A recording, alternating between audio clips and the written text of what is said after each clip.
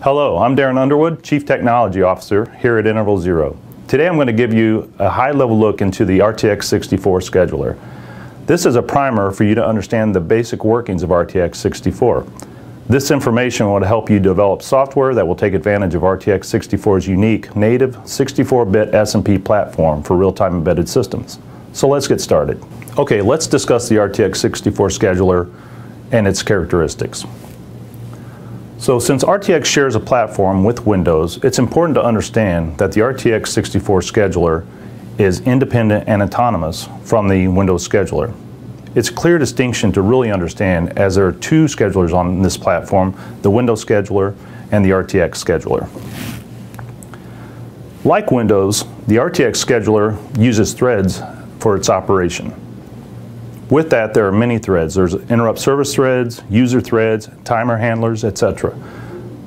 From the scheduler's perspective, there is nothing special or unique about these types of threads, because at its basic form, the scheduler simply uses the execution state and the thread priority to determine which thread should be executed on a given processor.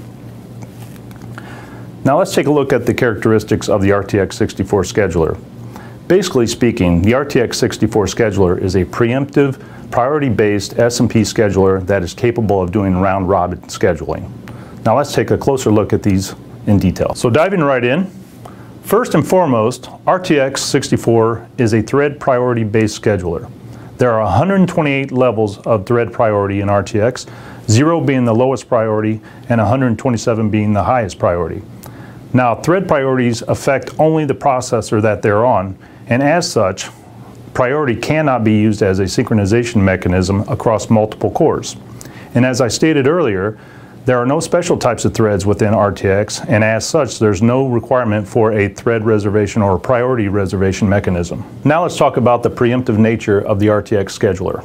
RTX is a fully preemptive scheduler, and by that we mean that threads are immediately switched at their current state of execution.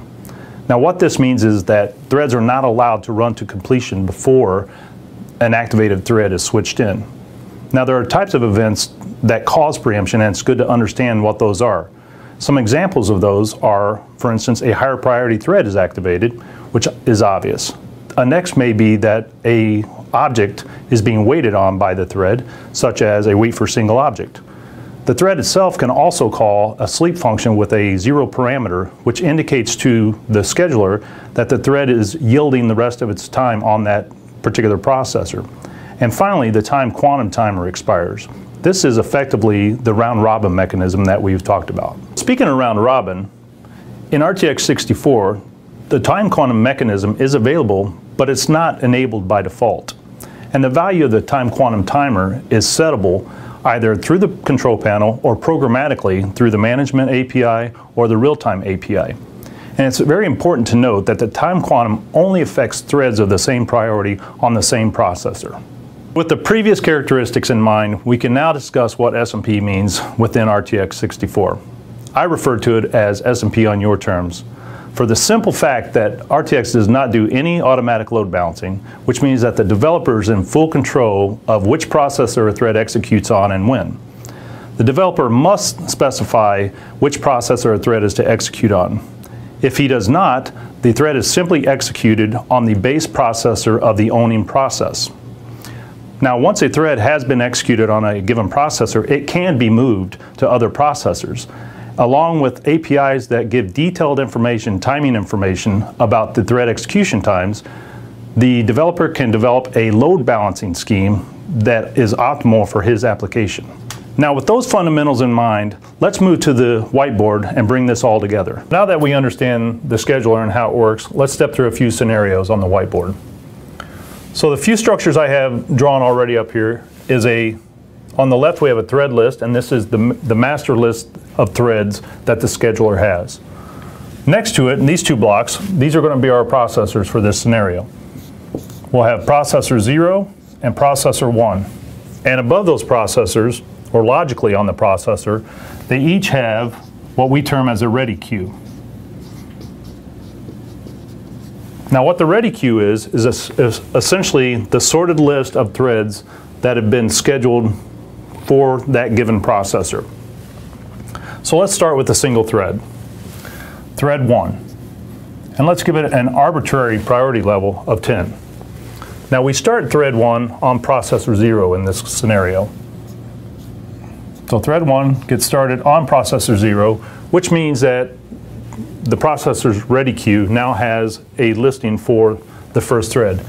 And once that thread is activated, it runs essentially forever because it's the only thread on processor 0 at this time. If we start a second thread, thread 2, and we give it a higher priority value than thread 1, and start it on the same processor, in this case processor 0, then that will cause a preemption event, and that will then activate thread 2 on processor 0. So now thread 2 is the active thread on P0, and T1 is in a wait state. So let's move to the next processor and start a third thread. In this case, let's give it a low process level, or priority level, of 5 in this case. And let's start it on processor 1. Well, again, since thread 3 is the only thread running on processor 1, it will be active. And since it's running on its own processor, even though it has a lower priority level than threads 1 and 2 on processor 0, both processors are running their threads in parallel. If we start a fourth thread, in this case, let's start at the same priority level as thread 3 and on the same processor.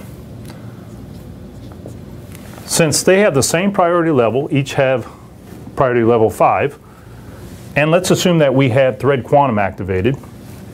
In this case, the scheduler will ping pong between thread 3 and 4 being active, since they both have the same priority level, they're on the same processor, and the time quantum is set. So for instance, if the time quantum value was set to 5 milliseconds, every 5 milliseconds the scheduler would activate thread 3, and then the next 5 milliseconds thread 4, and continue back and forth in that condition. The next scenario I want to talk about is actually moving thread 1 from processor 0 to processor 1. In order to do that, we have to suspend thread 1. So if we suspend thread 1,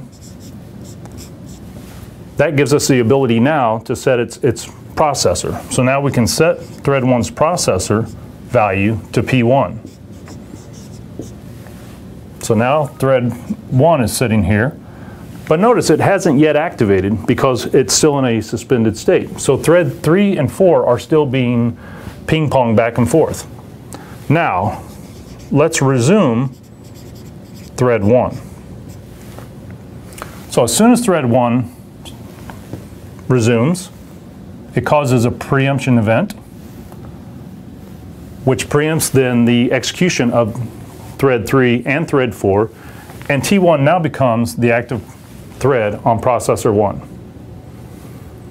So I hope this gives you a little insight into how threads and scheduling actually functions. You should now have a basic understanding of the RTX64 scheduler and how it works. These are a sample list of functions from the real-time API that are used for thread management. Refer to the RTX64 documentation for details on how to use these. Understanding the scheduler in RTX64 is one of the best ways to develop effective software for this powerful platform. Thank you, and stay tuned for more technical training videos from Interval 0.